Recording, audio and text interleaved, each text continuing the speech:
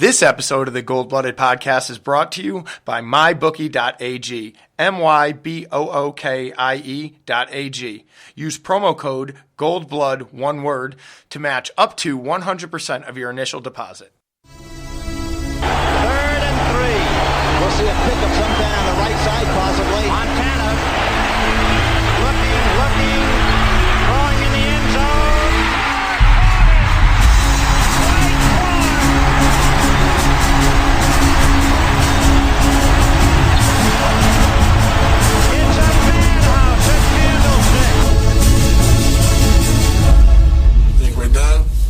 We're just getting started.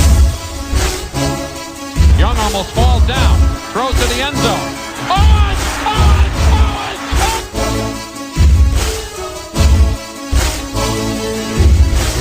It will change, and I'm not trying to tell you something. It's going to change. It's not like that. Okay, but I want you to understand where I'm coming from. It will change. And it will change because they wanted to change, not because of me. It will change because they want to be champions. Smith in a gun with Gore on his left hip. 3rd down, Alex takes the snap. Alex looking, got it, post, and it's good! Touchdown, 49! Vernon Davis with the play of his life. It all comes to this 4th down. 4th and 4 at the San Francisco 10. Ryan in a shotgun. Rodgers to his left. 3 receivers right. Ryan takes the snap. Looking, pressure, throws middle. Broken up, fighting. Navarro Bowman. And the 49ers silence the house.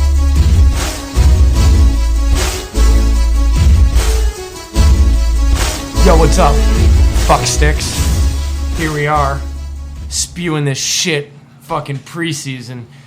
We're fucking selling advertising like we're fucking somebody. We don't give a fuck. You don't give a fuck. This season is, the preseason is the fucking dumps. It is the fucking worst. It's just so bad. What was it, 16-13? I don't even know. Right, exactly. Andrew Luck hurt. And I watched it twice. Oh, you fucking... I haven't watched it once. Andrew Luck hurt. Did you see that? Yeah. That's good. I hope he dies. Seems a bit extreme. Maybe. So, do you want to start with injuries, or I have as you had breaking news before? I have breaking news. You go ahead. Breaking news. I wish we had the like the coming through the SOS deal. My father, the white nationalist, no, I don't know what you'd call him, the Vietnam vet, has banned the watching of NFL football at his establishment, at his, we'll leave unnamed, veterans establishment. Good for him. You believe that? It definitely has something to do with me. No question. It's his loss. I don't believe you got nothing to say about it. I'm still gonna watch. I don't care. Yeah, I know, but okay. I mean, it's insane to me that I don't know. People are ignorant. I hear you, but I tried to tell them in the nice way. Oh. You know that every serviceman takes an oath, and the oath is to defend freedom? So the fact that any veteran wants to take away anyone's freedom to do what they want during the national anthem is the most ironic thing in the universe. It is wild talk. Yeah. But okay, we shouldn't get into this. It's fine to disagree, but yeah, it is a freedom, and you're literally that's the whole point, is that you're defending our, which is why we all appreciate every person in the service, is because they're defending what we hold dear, which is our freedom. And it's so ignorant. It's assumed freedom. It's so fucking ignorant. I love it. I love pure ignorance. But anyway, on to the injuries. And the news. Got some good news. We waived injured wide receiver Max McCaffrey. If I'm not mistaken, he's actually the brother of Christian McCaffrey. Older brother.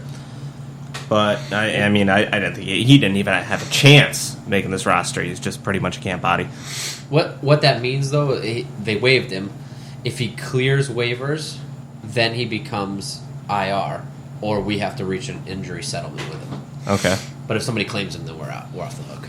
which you would pretty much prefer at this point. An injured guy who wasn't going to make the roster anyway. So we traded the guy that we finally came in a complete agreement to last week. It was happened the day after. It was almost like crazy. Meant to be. No, really good on our end. I mean, for all those Instagram followers that don't listen, I mean, we're dialed in, you cunts. Eli Harold traded to Detroit for a conditional 7th round 2020 pick. So usually conditional means if he makes the roster. Or if he plays a certain amount of games, or then we'll get a 7th, and then we'll get a 7th in 2020. So 2 years from now. Yeesh. So he was literally thrown out there. What that means is we were going to cut him. Yeah, for the lowest price you could possibly pay. If anybody's going to give us something, we'll take it. Otherwise, we're just going to cut him. Yeah. Hey, I guess fuck it. And I mean, fuck it. 2 years down the road, fuck it, right? The way these cunts pick 7th rounders, right? Fuck it, right? You know, that might work out, yeah. And it's not like Detroit's ever going to be good, so that'll probably be early 7th round. We do play them week 2. Yep. And Eli Harold has that game marked, in his words. What do you think about that? I think that's great. I would love to go against Eli Harold and have him on my team. Yeah, good luck. Yeah, he's never going to touch Jimmy G. I hope Jimmy G throws the ball right at his face mask. He has to play, though, because usually when a trade goes down at this point in the season, the team's not bringing him in. They didn't just trade something to bring in a player that they're going to cut. They have a role in mind for him. He's either going to play or he's going to be a primary rotational player. Everything I read about him, every single person talks about how he's great at setting the edge. Yeah. And the 49ers want more out of that position. Mm-hmm. So if you're a team that just wants that guy to set the edge, then he's a perfect fit. Right.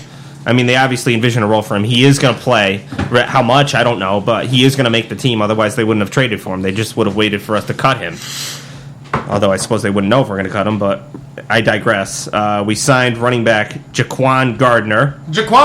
And waived safety Chancellor James. Now, Chancellor James was a name that we've heard some buzz about for about 2 training camps now, about a guy that's standing out and making plays. So, I mean, I never really got to see much of him. He plays in the preseason, but it's just such a limited sample size that you only have a short window to make a splash. Maybe he is killing it in practice. You know, they practice every day. A game only happens once a week, and you play 20 snaps. So it's really hard to get a gauge on those kind of guys unless you stand out in a good way or a bad way. And updates on the injuries. Jared McKinnon still with the calf strain. They held him out, and he's still hopeful for week 1. He is back at practice. Matt Breida with the separated shoulder, still hopeful for week 1. He is back at practice. George Kittle back at practice from the separated shoulder. And Solomon Thomas obviously cleared concussion protocol and played this week. Gary Gilliam is in concussion protocol. I don't think he played this week, but he is back at practice. And Eric Armstead, Malcolm Smith, Kwan Williams, and C.J. Beathard all played versus Indy, and they were coming off of injuries of their own. New injuries, Joe's favorite, linebacker Reuben Foster, is phenomenal. In concussion protocol.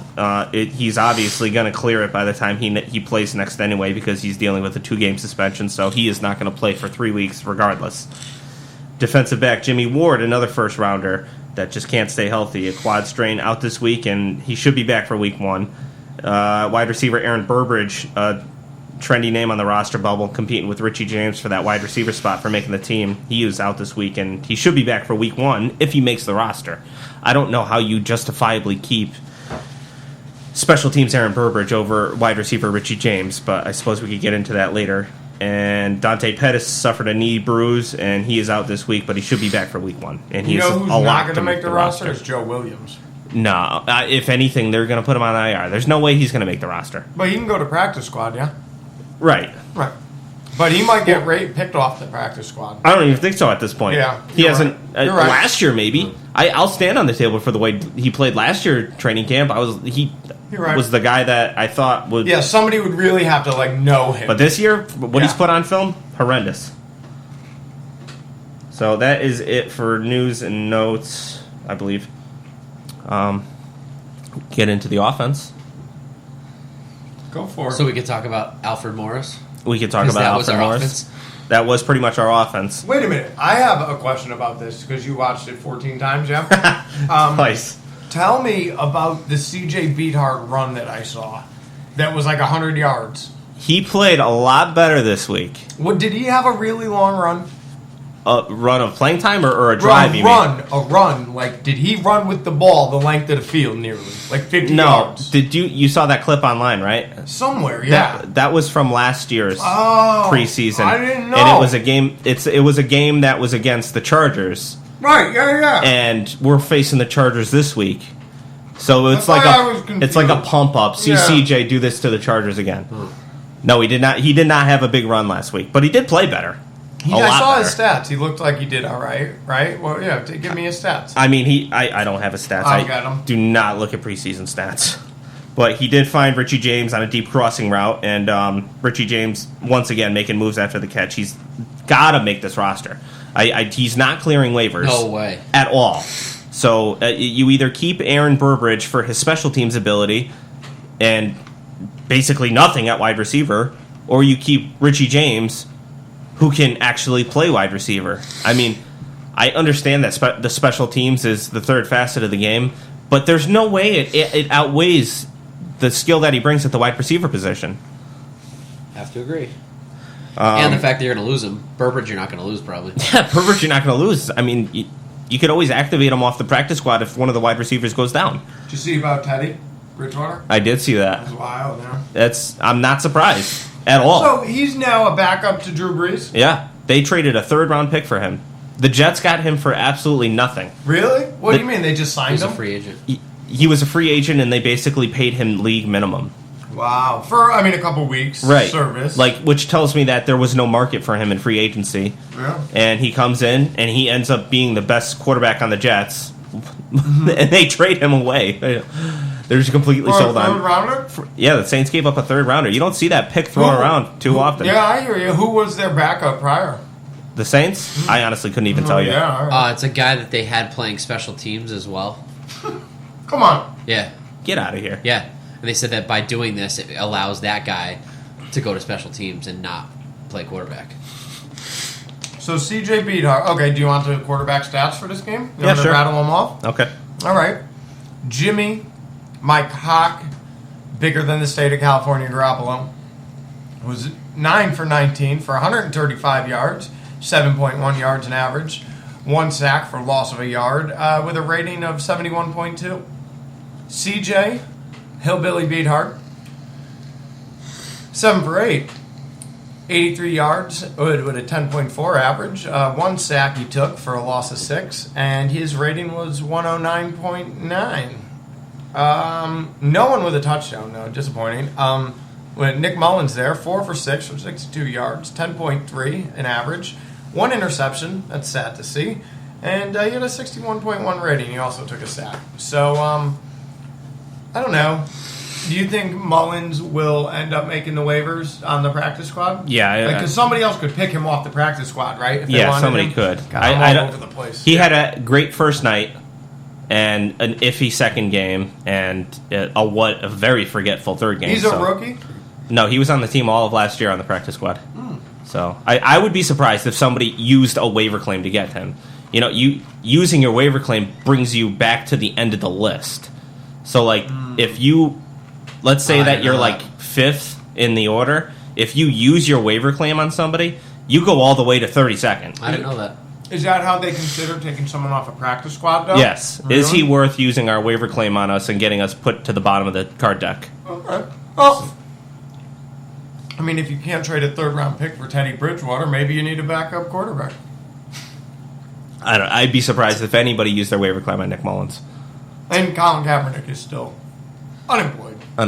Taysom Hill was the quarterback that was... Oh, yeah. That name does sound familiar. Taysom Hill was competing with Tom Savage to back up Drew Brees. Tom Savage, the Houston fucking seizure from last year, Tom Savage? Yeah. And Colin Kaepernick, who played in the Super Bowl and an NFC Championship game, unemployed. All right, so tell me about the running backs now. Or do you have more on the quarterbacks? Well, I mean, to start out the game, the offensive line came out on fire, and they just opened up huge lanes for Alfred Morris. Notably, Laken Tomlinson is doing serious damage. He got a few penalties this game, but the guy looks like a legit left guard, and he looked like it last year. He's got to tone down the penalties. The holding penalties killed us a few times, but what I see him doing the running game, I don't see anybody else even remotely close to that we had in the past, Zane Beatles or any of those fucking clowns. Well, I have an offensive line question. Whenever you want to do it now. Okay. Now I've been reading that Josh Garnett is starting to wake up. People are telling me. Is this true? This is very true. Okay, so now, but who's he got to knock off the throne? He's got to knock off Mike Person, who I have not acknowledged as a human. His name is Mike Person? Mike Person. Get the fuck out of here. I've known about him. Person or Garnett? Person. Okay. Since the beginning of all this, I just choose not to talk about him because I don't want him to win the job. I wanted one of the 2 first-round picks to win the job, and Joshua Garnett or Jonathan Cooper, who Jonathan Cooper is looking like he's on the outs now because he's been injured. You think he doesn't make the team? I don't think Jonathan Cooper makes the team at this point. If I was a betting man, I would bet against Jonathan Cooper making the team. We didn't draft him, though, right? No. Who did? Arizona drafted him. Then he went to New England for a little while. Then that didn't work out there, and then he ended up going to Dallas last year, and he kind of had like a little bit of a career renaissance. White guy, black guy? I honestly don't even know. I couldn't even tell you. I don't even think he's played this preseason. I'll get back to you. But Josh Garnett was a huge bright spot. I mean, there was the first time in his whole career that he actually looked like the Mauler he was in college. Obviously, he didn't play all of last year, and the first year he played, he was a rookie. You didn't expect much out of him then. But I saw him just dominating guys and getting to the second level. So he knows that he's fighting for his football career. This is his 3rd year. His first year was underwhelming. He wasn't even a starter right away. His second year, he was stashed on the practice squad, or he was stashed on IR because he didn't fit the new offense. So he got 0 tape on film that year. So this was like his first real game. Who? Garnett. Okay. Oh, okay. That he had to he played last week and he played decently, but this week he really started to get into a rhythm. He played with the first unit a little bit, and I want him to win that job. Yeah.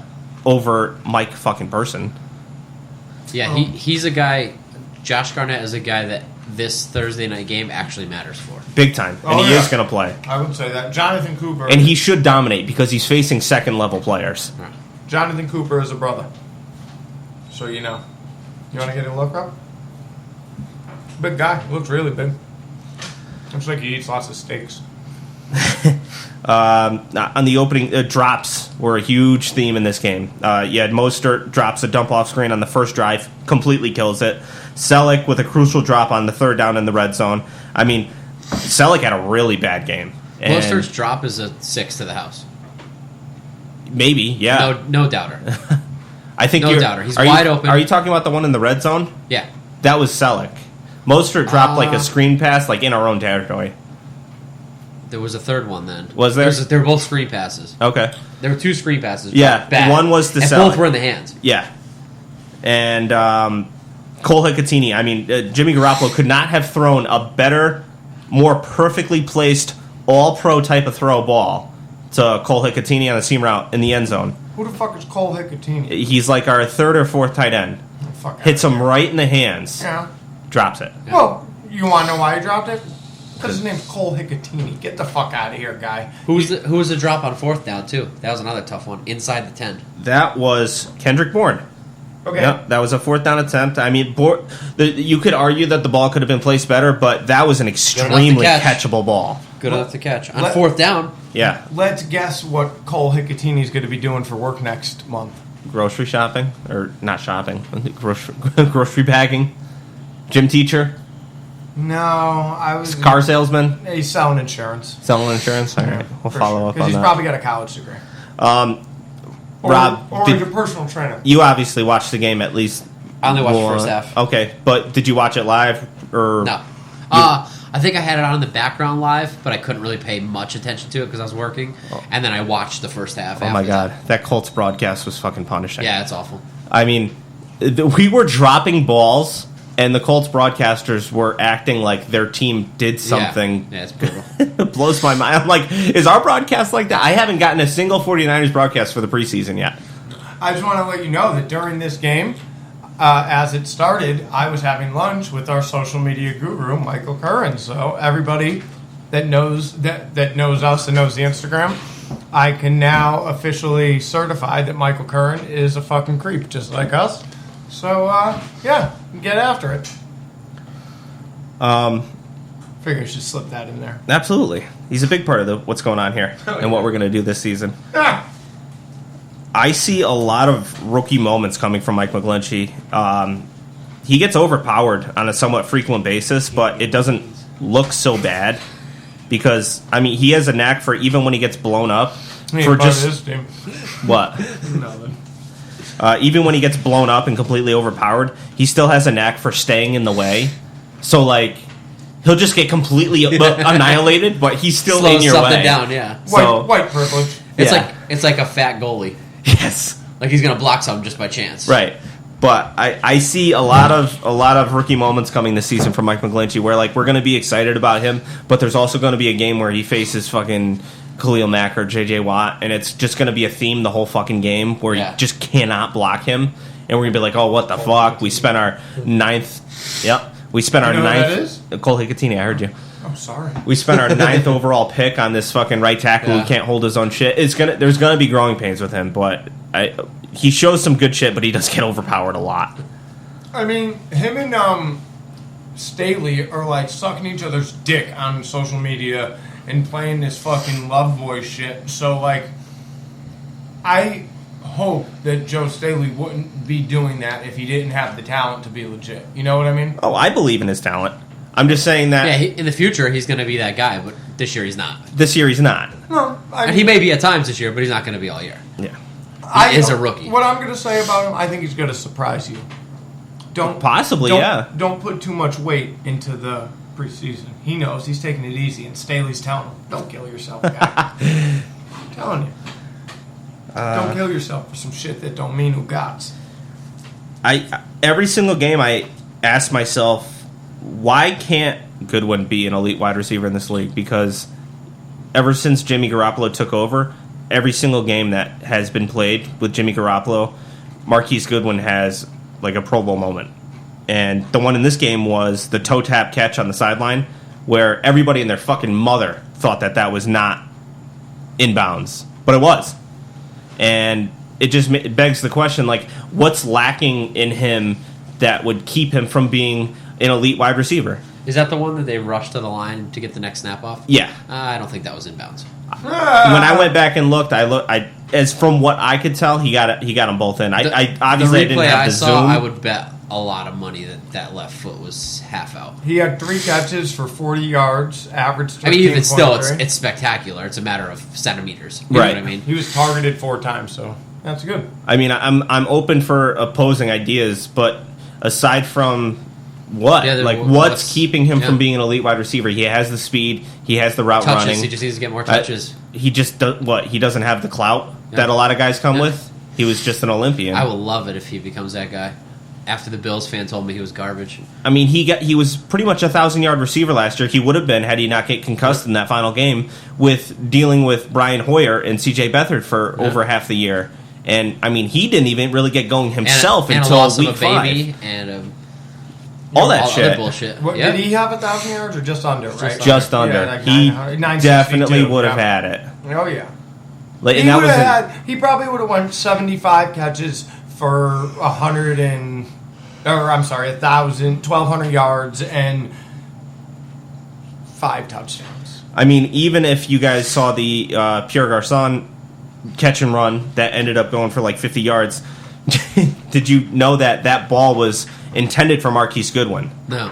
And Garçon intercepted it. Pretty much intercepted it and took it a long way. But like Jimmy just has eyes for Goodwin, and that's the bottom line. So if he just keeps feeding this dude and he just keeps getting open like that, and he can make Garçon's going to get his, even if you got to take it from him. He is. Coming into this before preseason started, I thought to myself, I don't know if Marquise Goodwin's going to do what he did last year. I mean, Pierre Garçon's coming back, and he's the primary read on a lot of those routes. I think I'm completely switched my stance there.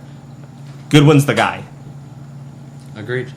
Okay, so he's going to be He's got breakaway speed, too, because if he caught that ball that that Pierre caught, that's a touchdown.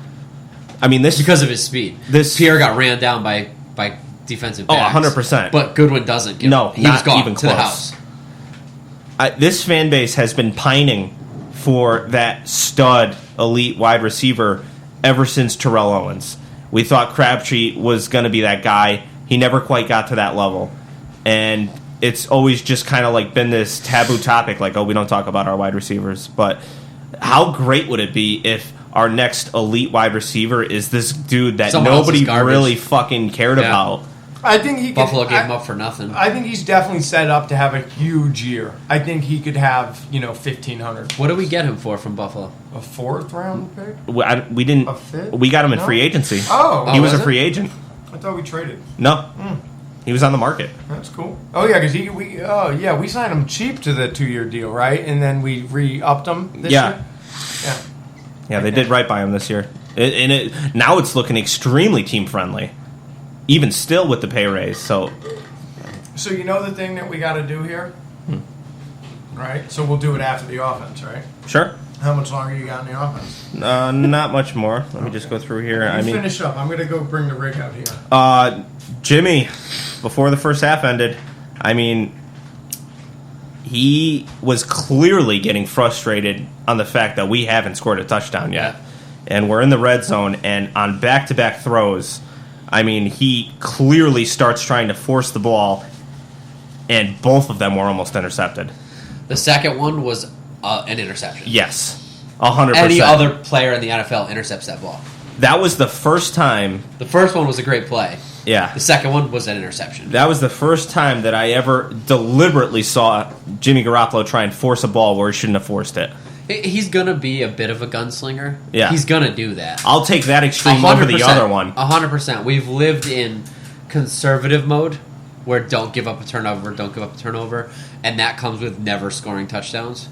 I'll take 5 touchdowns and 1 interception to 0 and 0. Yeah. For sure. I also think that Jimmy's side arm throw that he does is going to end up defining his career. Like, how Le'Veon Bell's running style defined Le'Veon Bell's running back career? I think Jimmy Garoppolo's sidearm throw is going to end up being a staple.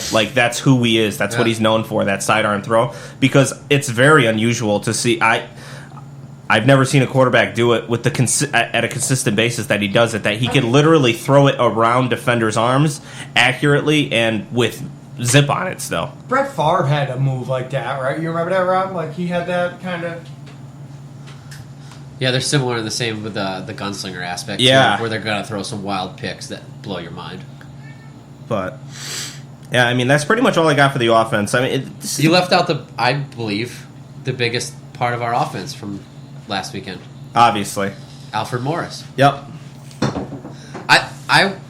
I can only speak for myself, but when I saw that we signed him, I couldn't believe he was a free agent. I thought he was stashed on someone's roster somewhere. If you'd have listed a bunch of people and asked me if they had jobs, I would have assumed he did. The guy holds the 3rd all-time best rookie rushing season with Kyle Shanahan. Right. And, Yeah, I was... how do you rush for 1,600 yards as a rookie and somebody doesn't give you a shot? I'll say this. I'm excited that he's on the team. I think he's exactly what this team needed to complete the running back campaign. I don't know how you say it. Crew. Combination. Whatever. Yeah. I think he's perfect. I think he's a great fit. I liked him when he was in Washington. I thought he was a fun, good running back. And I looked at his Instagram, and I like him. I will say that our offensive line showed up big time this week. But here's the thing. Here's my question to you. Did the offensive line played better? We can all agree on that. But did they play that much better, or is it his running style? Now, I would say it was like a 70-30 there. Because to me, it seems like McKinnon and Breda have always had the same problem where they're getting there too early.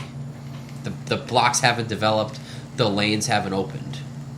And it seems like he's got the timing where he makes that one stutter step, the lane opens, and he hits it.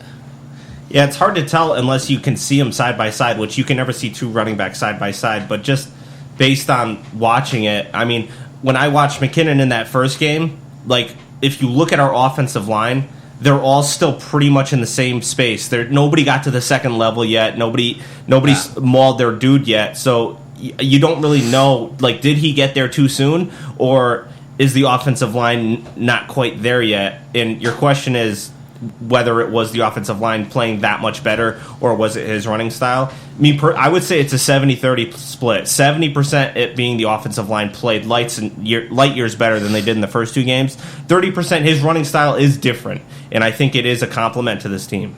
And for years, our backfield as 49er fans was a hard-hitting, slower, smash through the line running back, with our change of pace back being a faster, more fleet of foot back. Yeah. And I think we're going to see the exact same thing in role reversal. I think our main running style is going to be that fast, quick wide receiver / running back, and our third down change of pace guy is going to be Morris, gritting his teeth and smashing through. It's also entirely possible that he leads the 49ers in carries this year just because he's more durable. I mean, he's never struggled with injuries his whole career, whereas McKinnon kind of has a bit. And Breda, he's only in his sophomore year, but he's already dinged up. Morris just might end up being the dude by default, which I think is a great fallback. I'd rather see Morris out there than Raheem Mostert or Joe Williams. Yeah. I agree. I'm really excited. I think he's going to have a great year. I think that offense is going to click with, and I think as long as nobody gets greedy, I think it's going to work. Yeah, I think he's a lock to make the team. I wouldn't be surprised if he's the starter week 1 because he's healthy and they know what they've gotten him. I completely agree. And with McKinnon coming back and Breda coming back to just dump that load on them week 1 in an NFL game seems a little crazy. I wouldn't be surprised to see him the starter. I mean, he looked fresh. They know what he's got. He knows what they're doing. Seems like a great fit. Ever since I started this podcast, I mean, people have been asking me for advice. Usually it's what team to bet on this week. And the truth is, I don't really know who's going to win, but if you think that you know, then you got to check out mybookie.ag. We all know who's going to win. Who's going to win? The 49ers, obviously. Obviously. Well, who you're betting on is just as important as who you're betting with. That's why... No. You're dumb. That's why I always tell people to bet with my bookie. Trust me, not him. They're the best bet this season. There's just no question about it. They've been in the business for more years than we've been doing this thing. How are their reviews? Supposedly online, they're fucking top notch. How's their mobile site? It's so easy, even a guy like I can use it. And you know me, dumb fucked it up. I mean, I'm dumb, but even I wouldn't recommend a service to my listeners that hasn't been good to me. Well, I know, Steve. You're very, you count your ducats twice, man. If you're going to use a thing like this, and I know it must be, there must be some return. You must be getting something for free, right? I mean, one of their best perks is they have in-game betting, live betting, and the most rewarding player perks in the business for all you fantasy guys out there. And you can even bet the over-under on how many fantasy points a player will score each game. Oh, great. That's what I've been looking for. Oh, yeah, fantasy betting, yeah. But I like that my bookie has the vibe of, a real bookie, They always pay guaranteed fucking payouts when you win, right? That's right, and you know what happens when you sign up using promo code GOLDBLOOD? They give you some shit. They give you gold blood. They match up to 100% on your initial deposit. Yeah, they do.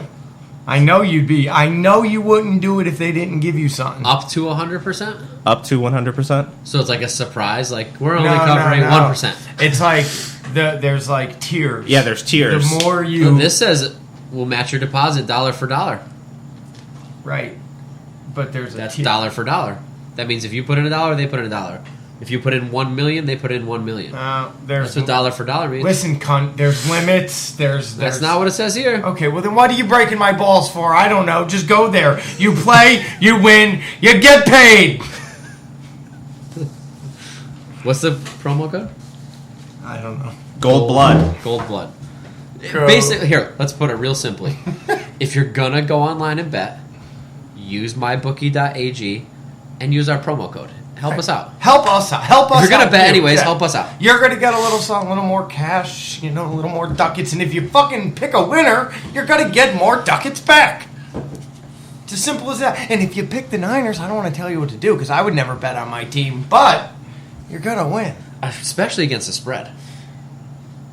I don't win. You know me and my betting. This team only loses by 3 points or less, so you're going to do well against the spread. So listen, there was this guy in high school. I don't want to say his name, but it was Italian as they come. It was like a name that you would have, like if your father might be in an organization that makes things sketchy. Rizzo? No. I'll tell you off air. Corleone? No. So it's okay. So he's like, I got to tell you about him later, but it's interesting. So regardless, in high school, he set up a bookie deal, you know what I mean? And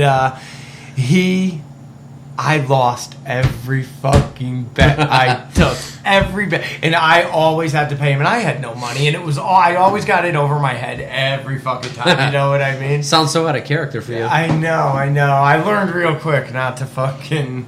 But I did learn. I tell you, I did learn. I had to ask my father, to borrow money. And then I had to go work it off with him, which was fucking brutal. And that was it. I knew. That was the end of your betting career? Yeah. It was, I've bet very few times since then my degenerate cousin gambler, who I watched him the first summer he gambled, he won $30,000 that summer. He profited $30,000. So I went and watched the March Madness with him on 3 separate nights. And I just took, where he would bet $5,000 a game, I would bet $50. But the 3 games that I happened to ride his coattails on were 3 of his losers. Of course, just my fucking luck. And now, where he then goes in and doubles down because he knows the next one's going to be a winner, I put my legs between my tail and paid my tail between my legs, paid a fucking bill, and, be miserable can't eat lunch for the rest of the week. Back then, you know what I mean? Fuck gambling. Steve? Yeah. If you're going to gamble, where are you going to go? Mybookie.ag. Okay, who are you talking to? Nobody. I'm trying to find something for the show. What? Can I help? No. So you want to talk about the defense? Because I could talk about... you want me to start on Reuben Foster? Yeah, go ahead. Reuben Foster is made of fucking cunt glass. He is in the blue tent. He lives there.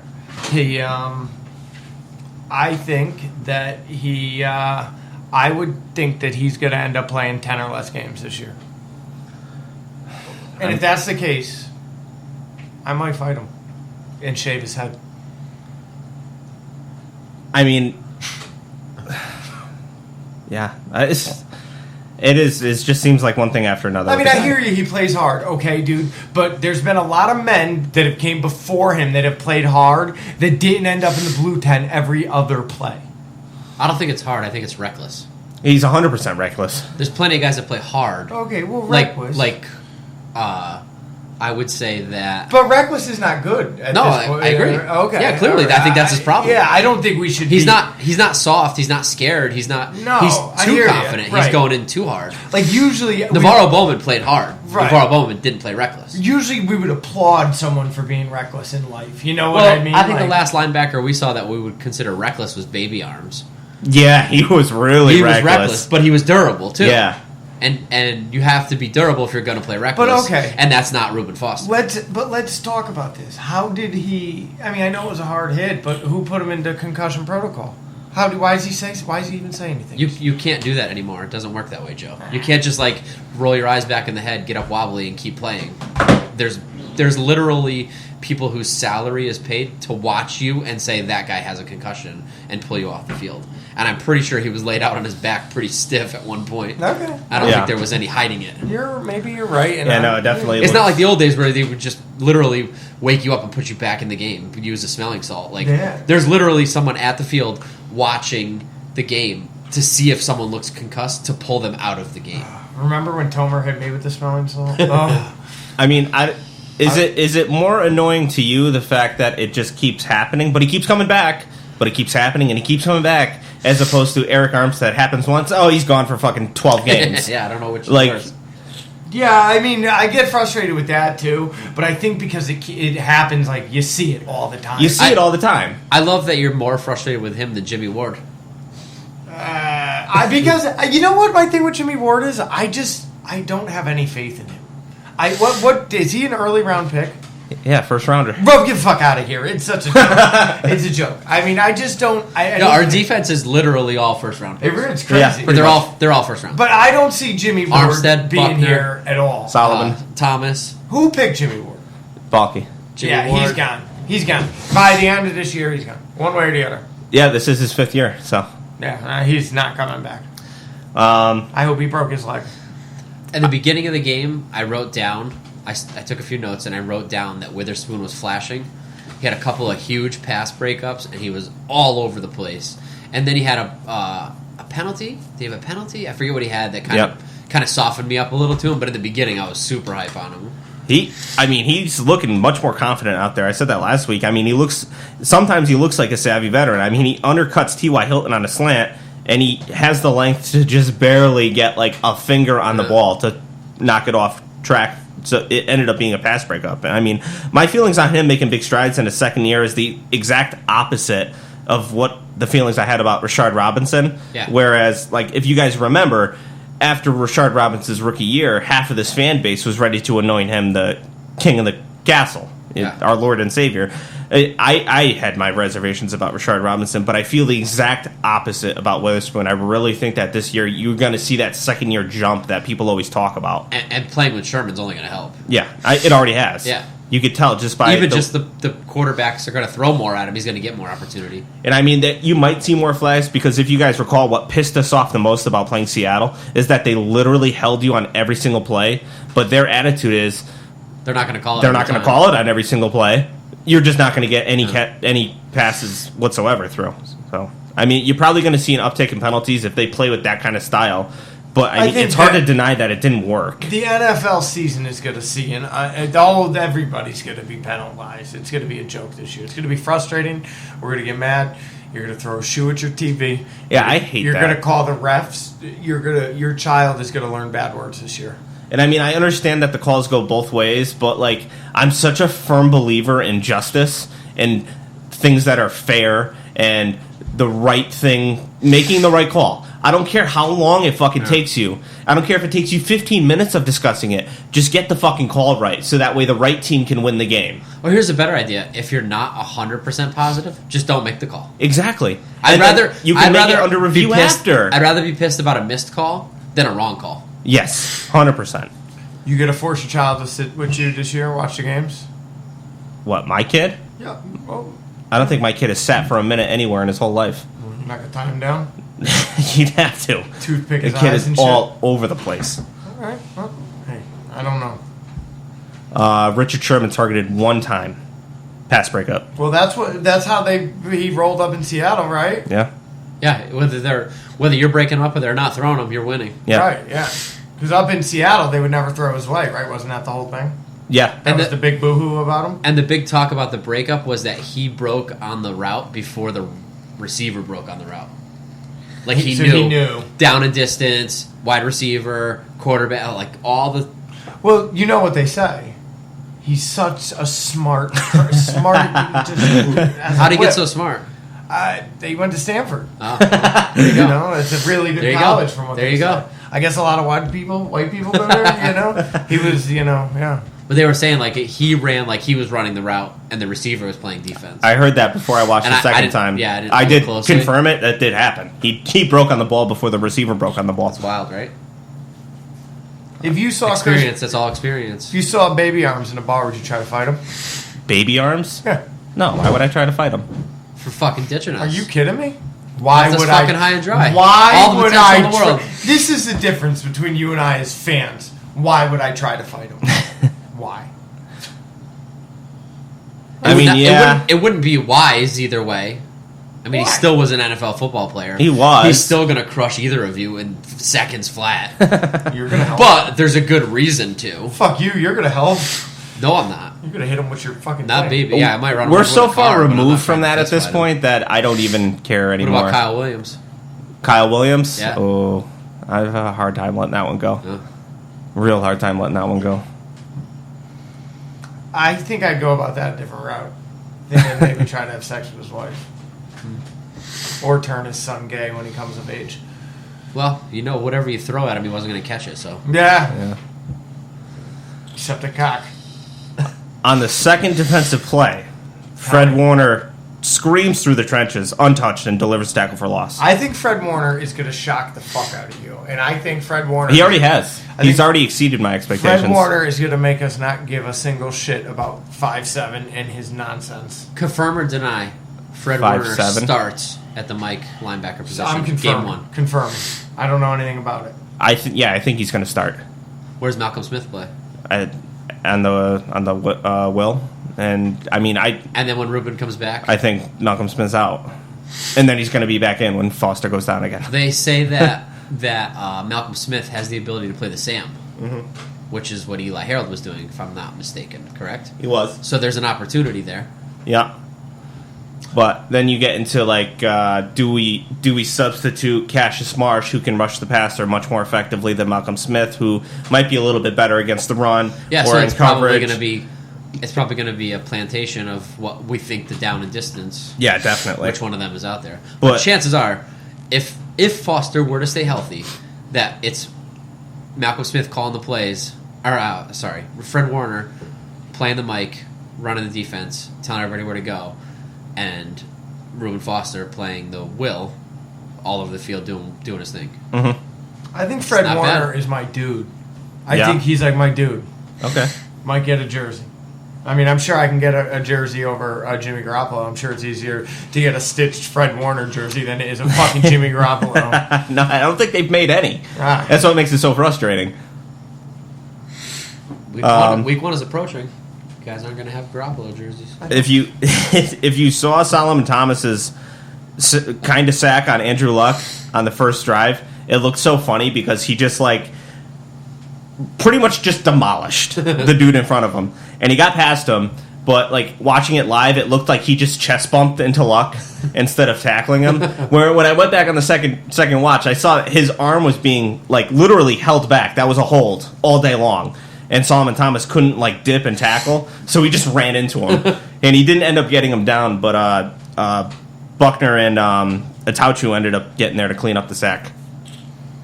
Solomon Thomas is looking much stronger this year. His ability to shed blockers and make stops in the running game and rushing the passer, he looked better in both facets of the game. Armstead looked like a fucking freak of nature on a few plays, and I'm not surprised because I've seen it before. The guy just completely moves people with ease. He goes, I'm taking you and I'm pushing you that way. Now, he's never been that great of a finisher, but he's always that guy that you see that is just literally pushing his own man backwards, just causing disruption. And I think he could probably make a living just being the master of disruption and just not being able to be that guy that finishes, but a guy that can just cause disruption is extremely valuable. Who did we know that else did that well? Made a career out of that? Justin Smith.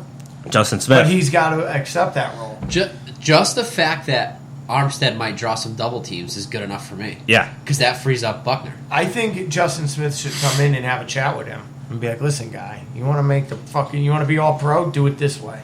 Just stay healthy. I think he would have already been a Pro Bowl by now if he could just stay healthy. I think he's developed his game to the point where it's not just because he's injured, he's not working on his game. He is, but we're finally seeing him at his peak, and I'm just waiting for the shoe to drop for him to get injured again. Scratch and sniff. You know Scratch and sniff? No. What, Scratch it? What, the books? This kid I grew up with, his wife's name was Scratch and Sniff. Quan Williams completely blows up a run on a nickel blitz, something that he did very frequently last season. He's still looking like the same guy. Always liked him. Always. 100%. Yep. Even into the second half, we just talked about Solomon and Armstead and Buckner, of course, but even all the way into the second half, the defensive line is just bringing the house down. This defense has a chance to be special because in the recent past, we've always thought the D-line was decent, but our secondary was suspect. And at this point, with Witherspoon, Sherman, Colbert, Tart, and Kwan, that sounds pretty fucking solid to me. You could tell on both accounts that which pressures were due to the defense screaming in so fast, the defensive line, and which pressures were caused by just good coverage downfield. Yeah. DJ Jones, he does it once again. And I just, watching it back the second time, For some reason, my eyes just gravitated towards him because he just completely blows up the center and gets tackles for a loss on like literally every other play, and it just makes me smile knowing that this guy can potentially make Earl Mitchell expendable. This guy was a 6th-round pick last year. Granted, we haven't seen him play with the ones yet, but if I had to pick going forward, one or the other, DJ Jones or Earl Mitchell. Earl Mitchell, I think, is in his 6th, 7th season already. He's on the decline. He's on the decline, obviously. DJ Jones is a sophomore player. I take Jones all day long, based on what I've seen this preseason. Same. Agree. Tavarius Moore, our 3rd-round pick this year, the safety that we are switching to corner now. He gets beat deep in this game, and that's what happens when you play press man and forget to press. So that's what happened there. Just play non-press man. Yeah. And Elijah Lee has dropped literally 4 interceptions this preseason. Right in the hands. That's why you play defense. Boy. Every single game he has had a missed interception. Well, hopefully he gets that together.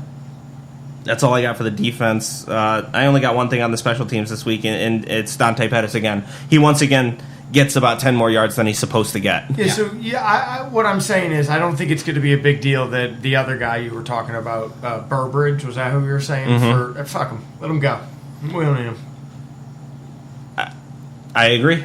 Richie James is a much better football player. I agree at this point. All right, let me ask you this. Okay. From last year, from what we saw all of last year to this year, what we think, or what we've seen in preseason, I'm going to name a group, and you tell me improved, same, or declined. Okay? Okay. Quarterback play. Improved. Offensive line play. Improved. If you disagree, speak up.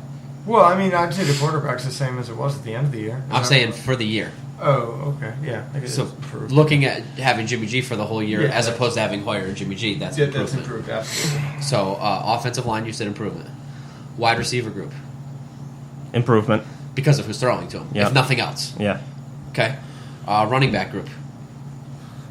McKinnon, Breda, and Morris, as opposed to Carlos Hyde, Breda, Mostert. That's hard for me because I think what Hyde did for us last year gets overlooked quite a bit. He was really good last year. Do you think This is if the workhorse. Morris was if Morris was in his place, he would have done the same thing? To a lesser extent, but yeah, still pretty damn good. So overall group, Overall, as a group, you'd have to say improved, but not even drastically. if you said same, Yeah. I'll take same. That's fine with me. I would say same, and something else to be noted is we're also paying a lot more for this group than we were for that group. So whatever, that's just something that Yeah, we said. yeah. I'm not asking that. I don't care. No, It's okay. not my money. I know. So that covers the offense. Let's go defensive line. I think I'd improved say just better based on development. And healthy, and health-wise, too. Just Reed alone, DJ Yeah. Reed. Linebacker group.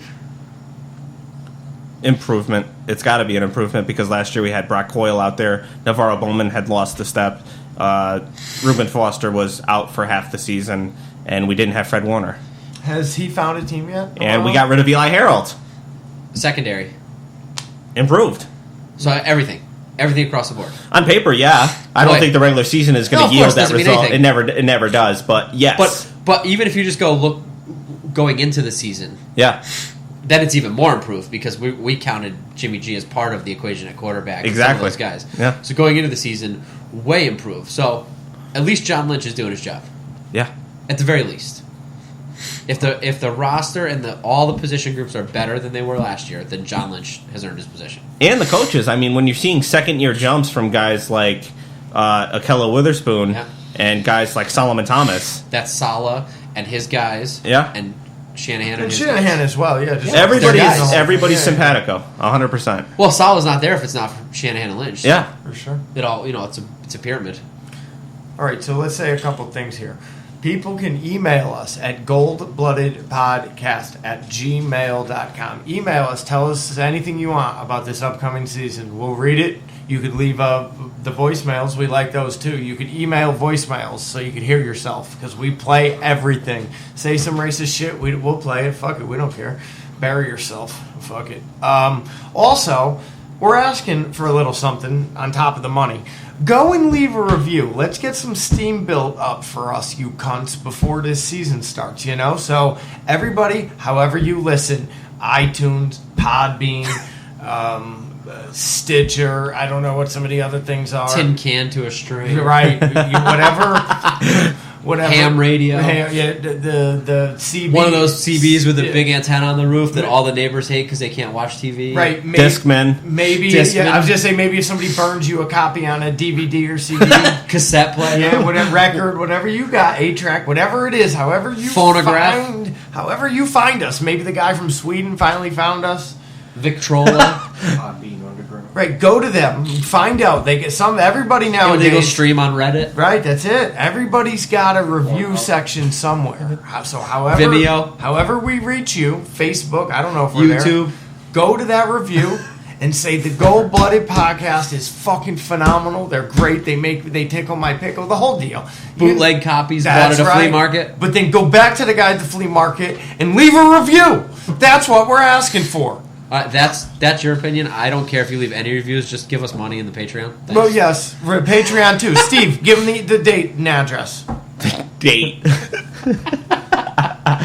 Patreon.com/Gold-Blooded Podcast. You can leave us as little as $1 per month. If you're a cheap cunt. Or $1 billion a month. Is there a limit?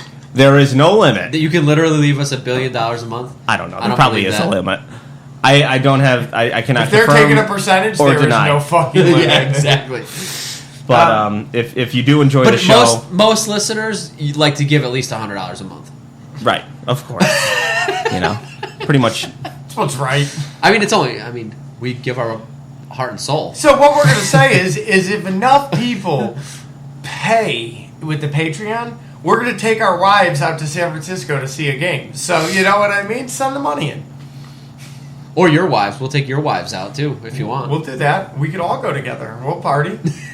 Right, baby? Well, she's not here. But she's at the party. We'll get a whole case of brown panties. Everybody's wife will be get running around in brown panties. I'll even wear them, motherfuckers. All right, so we should just wrap this piece of shit up right here, right? Yep. Right, okay. Fuck y'all.